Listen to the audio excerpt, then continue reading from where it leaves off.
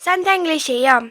오늘은 Magic Treehouse Book 27, Thanksgiving on Thursday. 책을 처음부터 끝까지 읽어보도록 하겠습니다.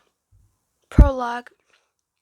One summer day in Fall Creek, Pennsylvania, a mysterious treehouse appeared in the woods. 80-year-old Jack and his 7-year-old sister Annie climbed into the treehouse. They found that it was filled with books. Jack and Annie soon discovered that the treehouse was magic. It could take them to the place in the books. All they had to do was to point to a picture and wish to go there. While they were gone, no time at all passed in Fall Creek. Along the way, Jack and Annie discovered that the treehouse belongs to Morgan Le Fay. Morgan is a magical librarian for Camelot, the long-ago kingdom to King Arthur. She travels through time and space, gathering books. Jack and Annie have many exciting adventures, helping Morgan and exploring different times and place. In Magic Treehouse Books 25 to 28, they will learn the art of magic. Chapter 1. What feast? Come on, said Annie. She stood in the doorway to Jack's bedroom. Let's check the woods. But it's Thursday, said Jack. We're going to Grandmother soon. I know, said Annie, but I have a feeling the treehouse might be back. I think Morgan might have Santa's new rhyme. Jack trusts Annie's feelings. Okay, but we'll have to be quick, he said. He threw his notebook and pencil into his backpack. He followed her downstairs. Be back soon, Jack called to the parents. Very soon, their dad said. Don't forget, it's Thursday, said their mom. We're leaving for Grandmother's at 9.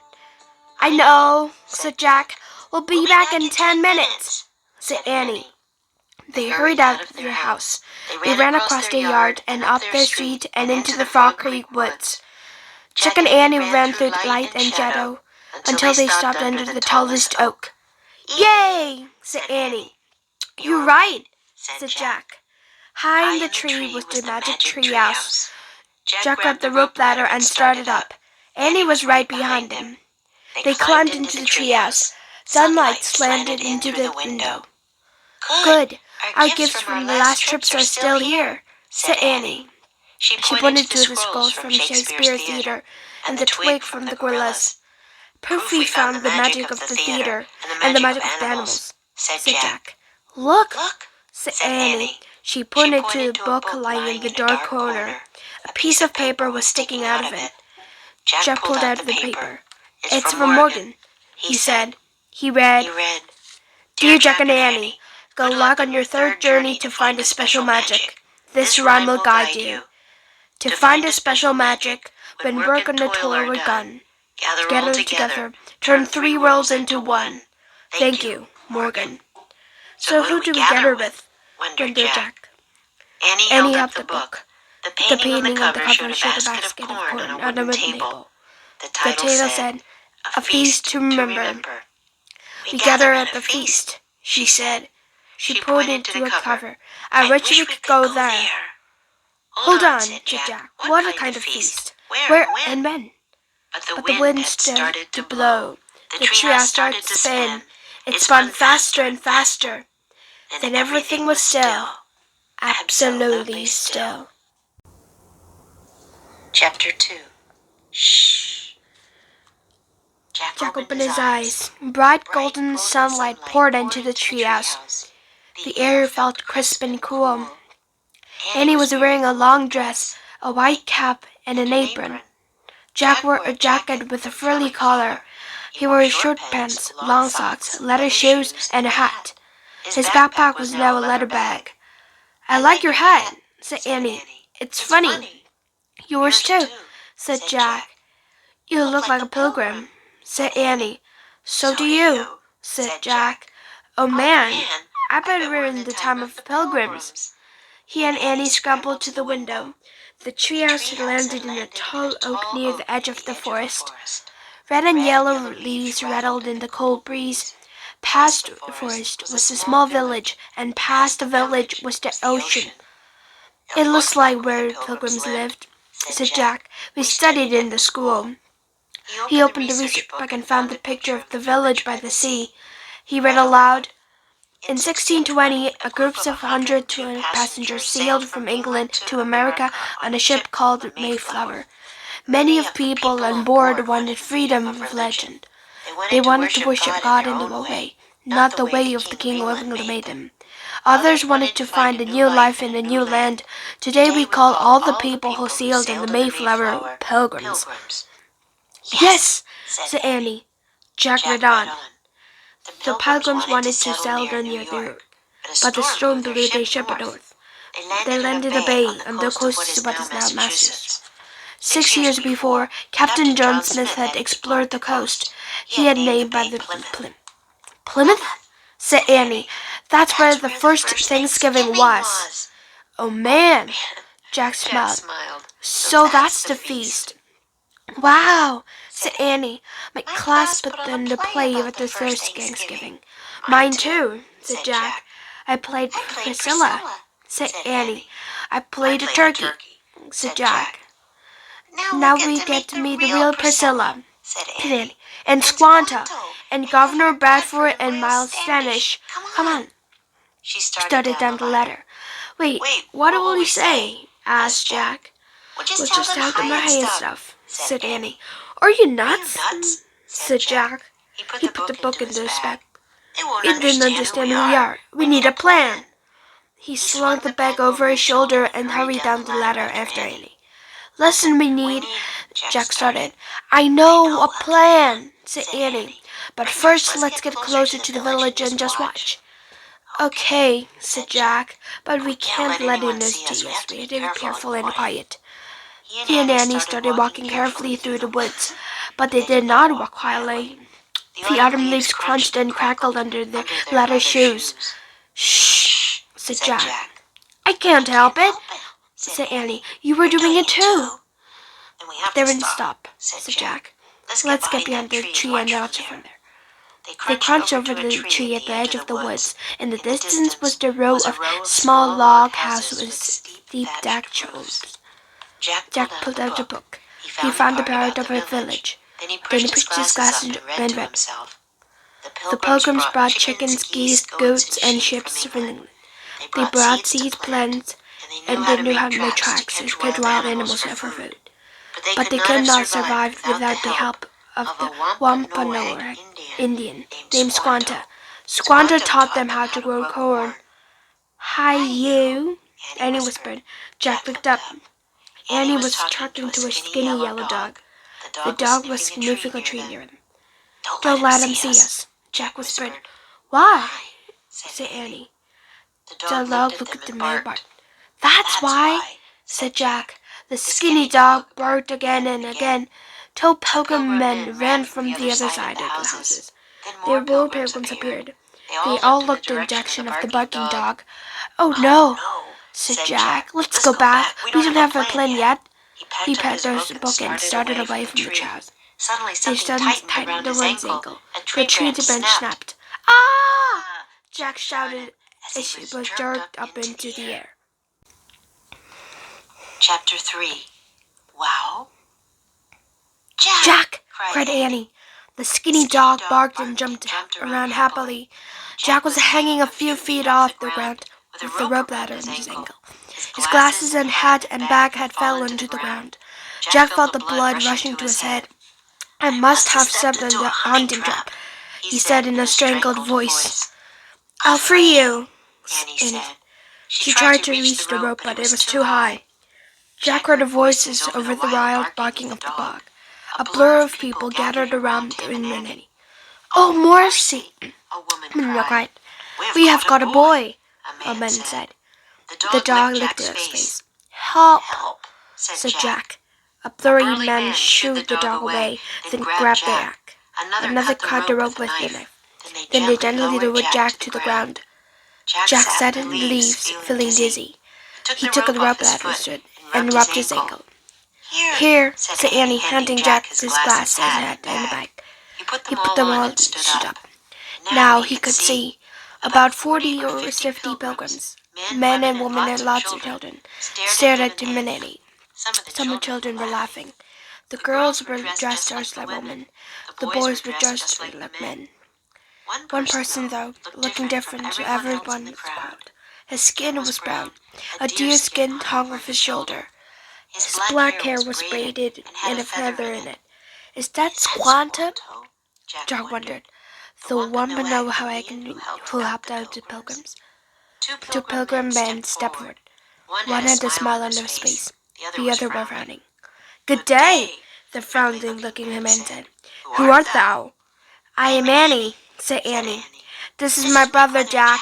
We come in peace. Welcome to Pilgrims Colony, said the woman. I have Governor Bradford. This is Captain Standish. Captain Standish kept frowning. He carried a long gun over his shoulder. Oh, wow, said Annie. Wow, said Captain Standish. Wow, whispered others, as if they didn't understand. I've just wanted to know about you, said Annie. She looked around. Is Priscilla here?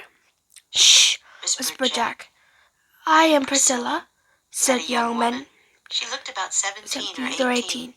Her face was blurry, and her eyes were sad. Hi, said Annie shyly. How was you? Annie, roared Jack. That was me? Priscilla asked. She sounded puzzled. Never mind, my sister, said Jack. She's nuts. Nuts? Repeated Priscilla. Nuts? Whispered others. Oh, brother, said Jack with a nervous laugh. Oh, brother? Repeated Priscilla. Annie giggled. Oh, never mind, said Jack. Let's rouse these things in his home. And where is thy home? Captain Standish asked. It didn't sound as friendly as Governor Bradford or Priscilla. We'll leave in the village up north, said Jack. Our parents sent us here too. Something from the research book. To learn how to grow corn. But how when did your family come to America? The captain asked. Jack was worried now that he had started making up the story. He couldn't back out. Luckily, he remembered something else from this book. We sailed to America with Captain John Smith, he said, when he was exploring the coast. Annie and I were babies then. Ah, indeed, said Governor Bradford. Jack nodded. Indeed, he said. I believe Squanto knew Captain John Smith when he was a pilot, said Standish. Perhaps he remembers the... Everyone in the crowd turned to man with a braid. Oh no, thought Jack. He knew Squanto wouldn't remember them. The children say they sailed with Captain John Smith. Governor Bradford said to Squanto, Dost thou remember you wee babes named Jack and Annie? Squanto moved closer to Jack and Annie. He looked carefully at their faces. Jack held his breath. His heart pounded. Squanto turned to his governor. Yes, he said quietly. I remember. Chapter 4. We fish. Annie grinned. Good day, Squanto, she said. Good day, Annie, said Squanto. He smiled at her and Jack. Jack was too surprised to speak. Why did Squanto say she remembers us? He wondered. Is he mistaking us for two other kids? Captain Standish looked surprised too, but Governor Bradford smiled warmly. "'Tis a wonder," he said. "We welcome all the small folks into us. Children are a gift from God, no matter where they come from." That's a nice way of looking at things, Jack thought. Just then a boy ran up. "Chief Massasoit is here with 90 men," he shouted. The boy pointed to a long line of men walking down the path near the cornfield. Chief Massasoit walked ahead of the others. His face was painted red. He wore a fur robe and white beads. Governor Bradford, Captain Standish, and Squanto went to meet visitors. "Mercy!" a kind little woman whispered. All the pilgrims looked worried. "Art thou afraid?" Annie asked. "Oh no," said Priscilla. "We invented Chief Massasoit's incident to our feast. But we didn't expect so many. We have not prepared enough food. Governor Bradford and Squanto spoke to the chief. Then Squanto led a number of men in the woods, and the governor walked back to the Pilgrims. The Wampanoag men will hunt more deer, he said. But we must also bring more food to the table. Priscilla, please tell the young folks what they must do. The grown-ups went back to the village as the Pilgrims kids gathered around Priscilla. She told some to carry water or set up tables. She told others to gather vegetables or hunt small animals. Once the kids were given their jobs, they rushed to do them. Finally, only Jack, Annie, and the small girl holding a big basket were left. Jack, without a little howling with the boys, Priscilla asked him. She pointed to a group of boys who just headed off with the dog. Jack stared at her in panic. What does she mean? He wondered. What's fowling? Annie asked. Thou dost not know? Said the little girl. "'Tis hunting water birds, of course. Jack Jack doesn't know how to do that, said Annie. "'Tis true. How dost thou live?" The The little little girl girl asked asked curiously. curiously. Jack Jack froze. froze. "We catch fish," said Annie. "We do?" We do, thought Jack. "Aw, good," said Priscilla. Priscilla. "Then I did bring back as many eels eels and and clams as thou can. We have We near have 150 mouths to feed." Priscilla took the basket from the small girl and gave it to Annie. "We will see thee later," Priscilla said, waving. waving. Mary and I must go help with the cooking. Said said Jack. But before he could ask any questions, Priscilla and the little girl started back to the village. Chapter 5. Eels and Clams. Jack looked at Annie. "We can't stay here," he said. "What?" she said. "We can go home now. The Pilgrims need us to help them." "But we don't know how to do anything," Jack said.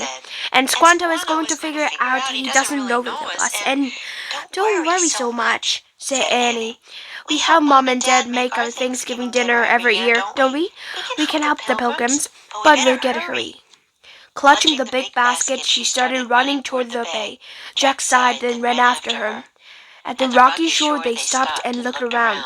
Little waves rolled onto the short stretch of sand. The salty air felt clean and fresh. Seagulls swooped over the water. I wonder where the eagles are, said Annie. And the clams. I'll look in the book, said Jack. He pulled out their book and looked up eels in the index. He turned to the right page and read aloud. Squanto showed the Pilgrims a way to catch eels. He showed them how to push eels out of the wet sand with their bare feet, then grab them with their hands. "That sounds fun," said Annie. She put down her basket and pulled out her shoes and stockings. She held up the long skirt with one. Then she walked over the rocks to the edge of the water. Jack put the research book out into his bag. He pulled out his shoes and stockings and joined Annie. They dug their bare feet in the wet sand. "I don't feel anything," said Jack. "Let's wade into the water," said Annie. Together they stepped forward. "Brr," said Annie. "No kidding," said Jack with a shiver. He kept squishing the muddy sand with his toes. He felt pebbles and shells. Then he felt something soft. "Hey, I think I found it," he said. Annie splashed over to him. "Where?" "Stand back," he said. "Here." Jack squished harder with his feet. The soft thing moved. Jack squeezed more, and eels delivered the water. Jack grabbed them with both hands. "Ah!" he yelled. The eels were long and skinny like a snake. It felt slimy and licky. It twisted and squirmed. Annie laughed as Jack hold onto it. The eel went out of Jack's hands and fell against Annie. "Yikes!" she yelled, jumping away to Jack. With more screams, they both tumbled into the cold water. They scrambled up the splash to shore. Annie was still laughing. "Poor eel," she said, trying to catch her breath. "We scared of half-death." "Him?" said Jack. "Forget eels," said Annie, her teeth chattering. "What about clams?" Jack was red and cold, but he took a look again and looked up at the clam. He turned to the right page and read aloud. Squanto taught the Pilgrims how to dig for quahog clams. Quahog clams are hard-shelled clams. They can live for 6 years or more. The oldest have been known to live for almost 100 years. They, oh, forget it. Annie broke in. "What?" said Jack. "We can't catch them," she said. "They live to be so old. We can't just end their lives." Jack sighed. He sat down on the rock. Annie sat next to him. Their clothes were soaking wet. Their feet were caked in muddy sand. Their basket was empty. "What other things do Pilgrims' kids do to help?" said Annie. Jack opened the book again. He looked at Pilgrim children. He read aloud. "Pilgrim children worked very hard.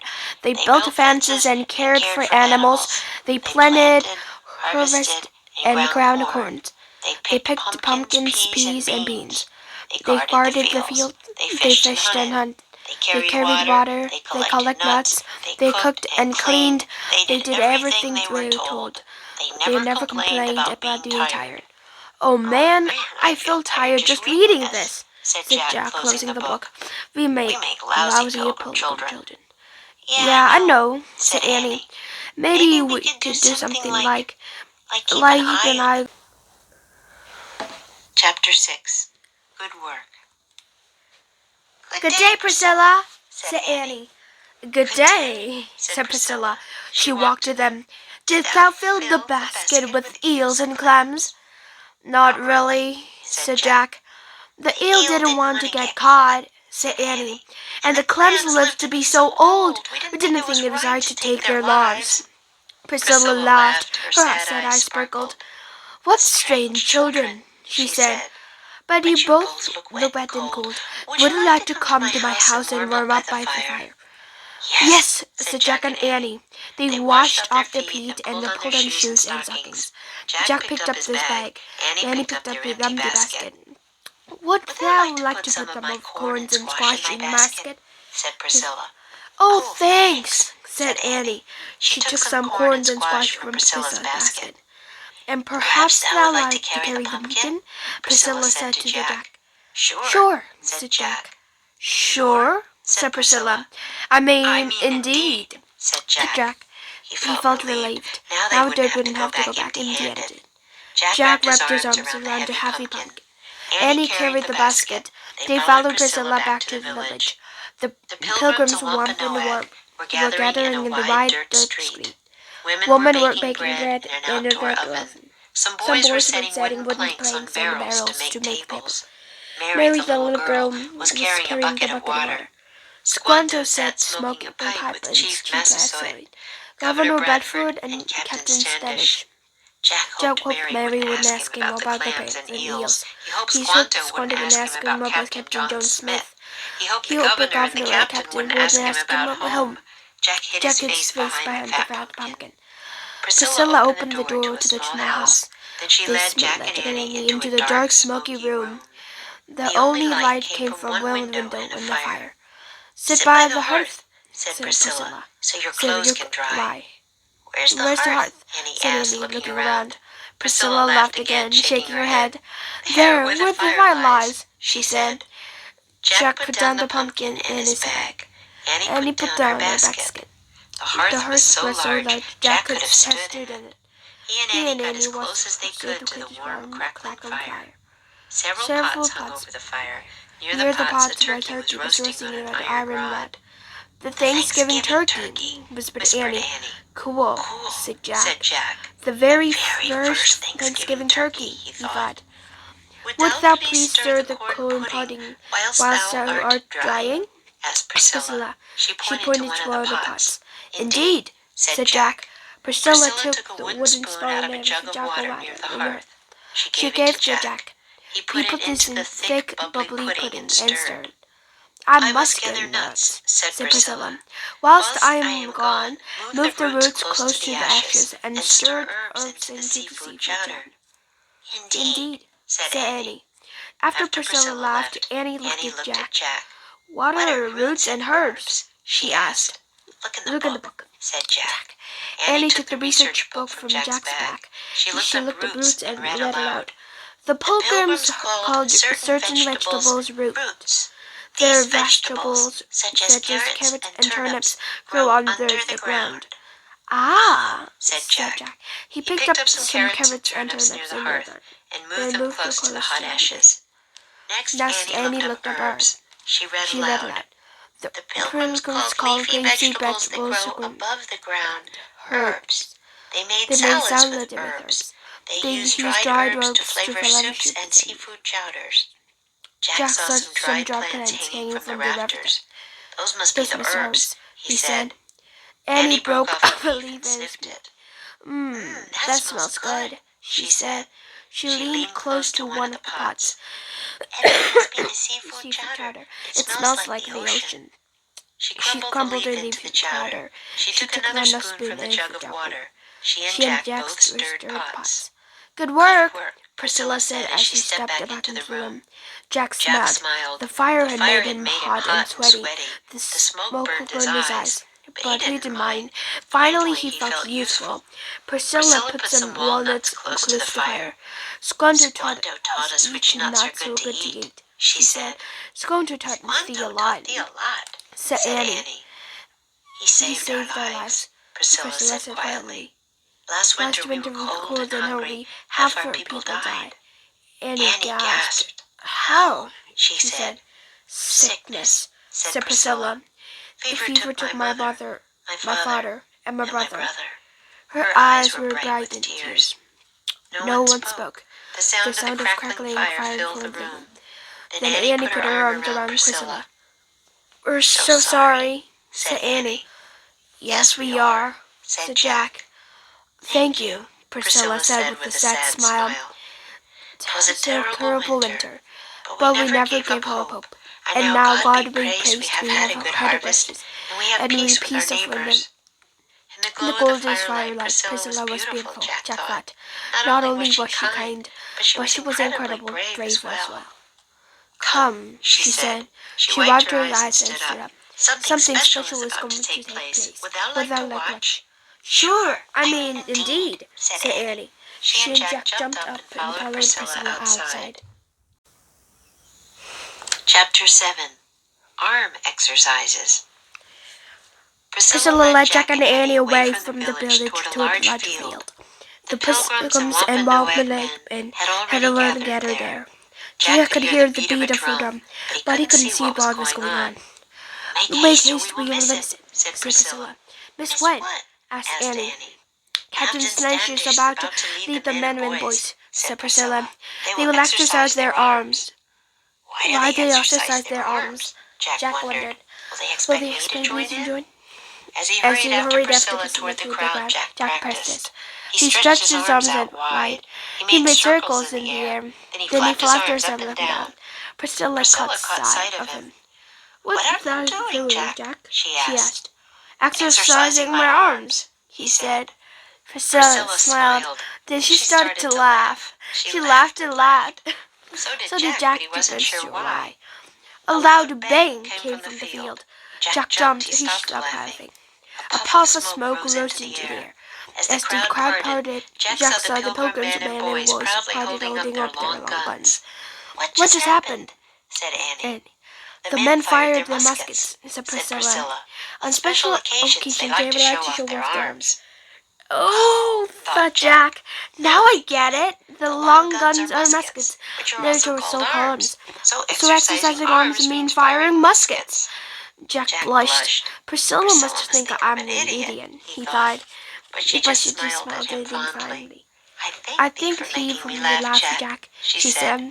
I have not laughed hard in a long time. Jack shrugged as he lamented not laughed. It is time now to serve our feast, said Priscilla. I must help with the bread. What can you do? Asked Jack. Return to my home, said Priscilla. Take the turkey off the spit, put it on a platter, and bring it to the table. Oh, great! We can help with the turkey, said Annie. I always help with the turkey at home. Good, said Priscilla. May thou fill my home as thy home today. Jack was excited too. He and Annie were about to serve the first turkey at the first Thanksgiving. They ran back to the smoky house and rushed inside. What's the platter? Said Jack, looking around. He saw a flat wooden block. That must be it. Annie picked up the wooden platter. How do you get turkey on it? She asked. They moved close to the fire and stared at turkey roasting on the iron rod. That must be the spirit, said Jack. The spit had on iron legs. It had a handle. Jack pushed his glass into place. I'll lift this spit, he said. Then pushed the turkey onto the platter. Be careful, said Annie. Jack reached out and wrapped his fingers around the handle of the iron spit. Ow! He shouted.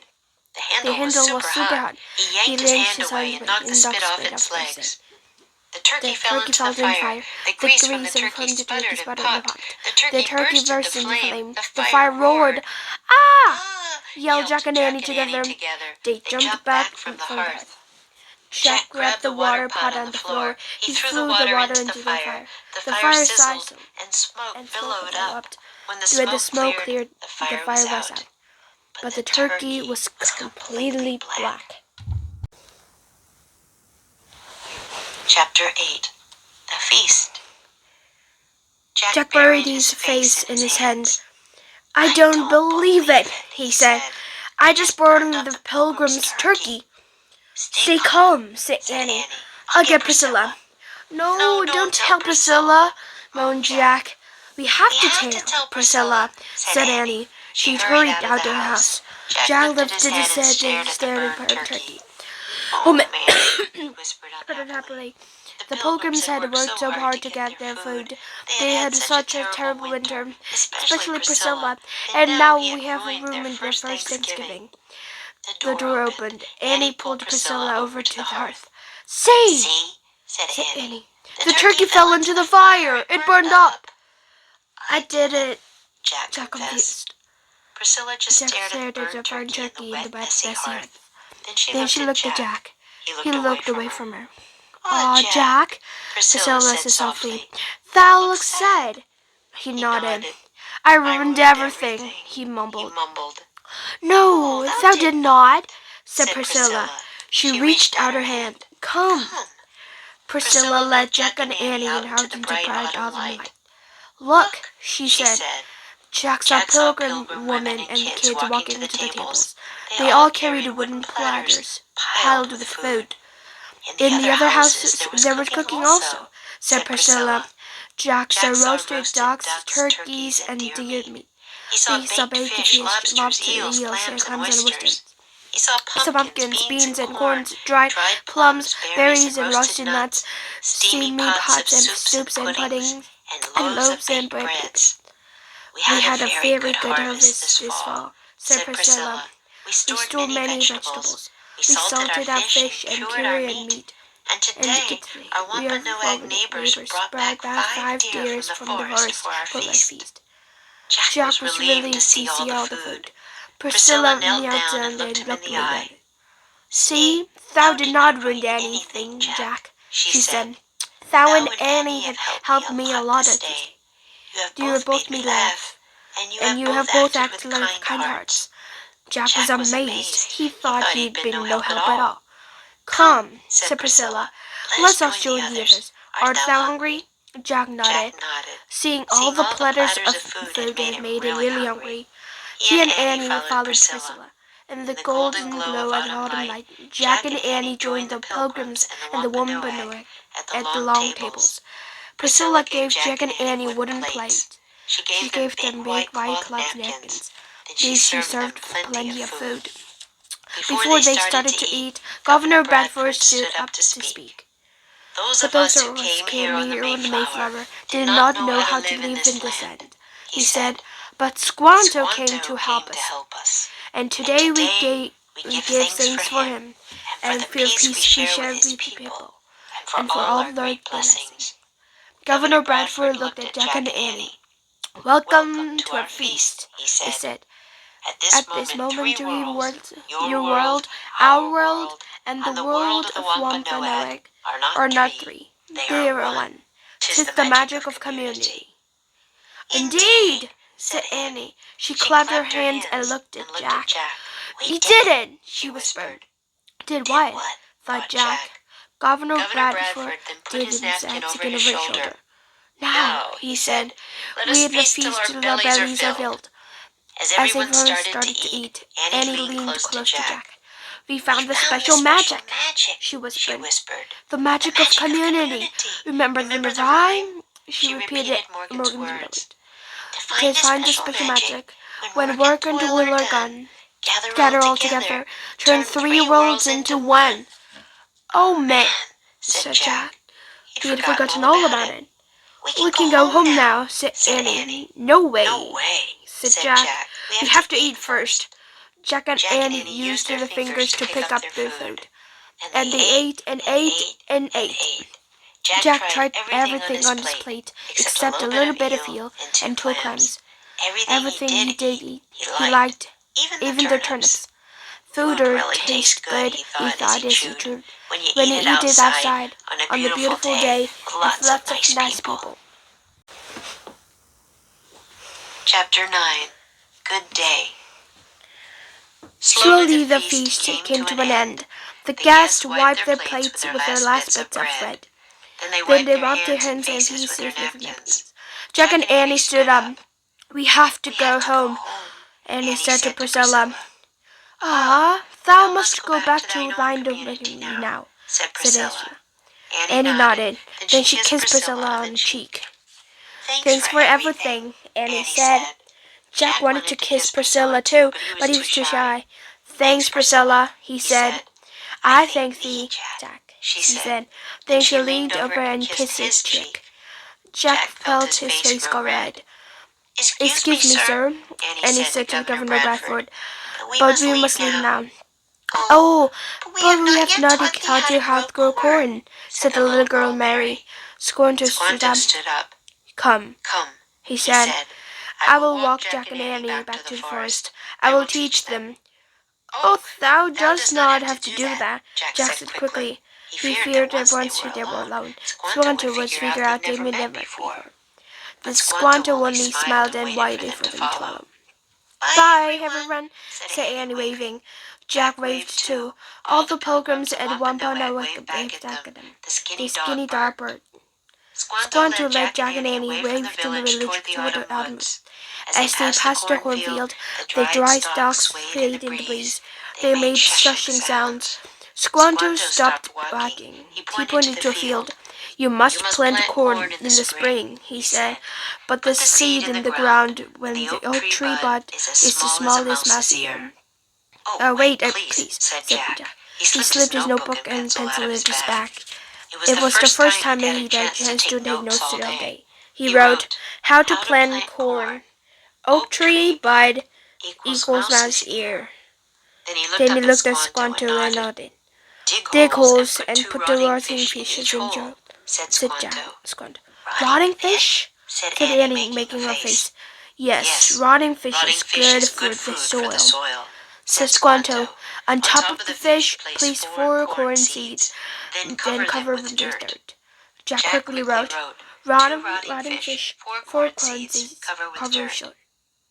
Got it, he said, looking. I give you these corn seeds to take 'em, said Squanto. He held up some more patch. Thanks, said Annie, taking the batch. Thanks a lot, said Jack.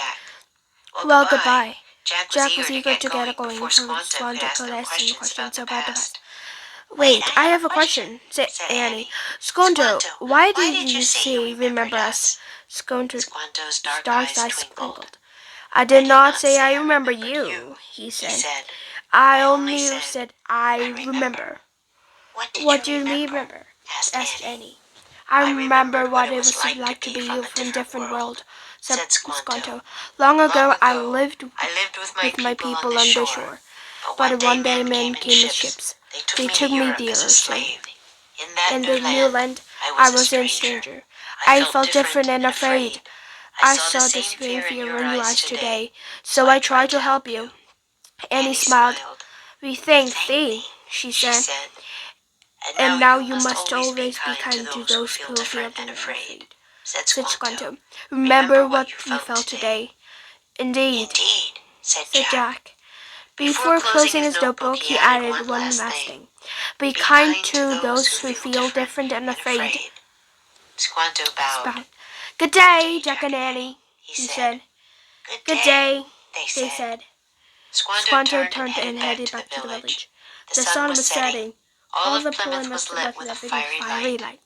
It really was a good day, said Annie. Yeah, it was, said Jack. Annie sighed. Ready to go home? She asked. Indeed, Jack said. They started running through the woods. Their Their feet feet crunched through the red and yellow leaves. They They scrambled scrambled up over the ladder into the treehouse. From the distance came the sounds of the Pilgrims singing a hymn, and the The Wampanoag beating beating their their drums. drums. Annie Annie picked up the Pennsylvania book. She She pointed pointed to to a the picture of the Frog Creek woods. I wish we could go home, she she said. said. Goodbye, Goodbye, Priscilla, Priscilla, Jack Jack called. called. Goodbye, Goodbye, Seguanto, Seguanto, said said Annie. Annie. Goodbye, Goodbye, everyone. everyone. The The wind wind started to blow. The wind blew harder.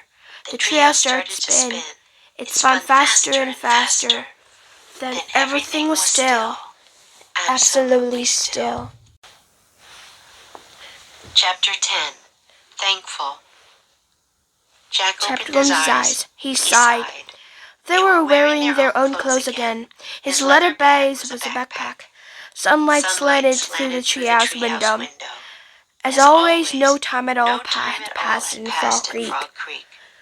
Home, said Annie. She held up the pouch of corn seeds. Proof for more than we found the special magic. The magic of community, said Jack. Annie placed the pouch on the floor, next to the squirrels from Shakespeare, and the twig from the gorillas of the cloud forest. Let's go, she said. Jack took the research book out of his pack. He left it on the window. Then they climbed down the rope ladder. As they started through the woods, a warm wind blew, rattling the leaves. Jack felt happy. He was looking forward to visiting the Grumps today and seeing their cousins and aunts and uncles. You know, Pilgrim kids had a really hard life, said Annie. Yeah, they did as much as grown-ups, said Jack. Maybe more. Worst of all, lots of their friends and family members died, said Annie. Yeah, said Jack. Both were silent for a moment. If they could be so thankful, said Annie, we should be really thankful. No kidding, said Jack. Really, really thankful. And they were. 네, 이거로 27권의 끝입니다. 네, 여기 옥수수 시죠? 네, 감사합니다.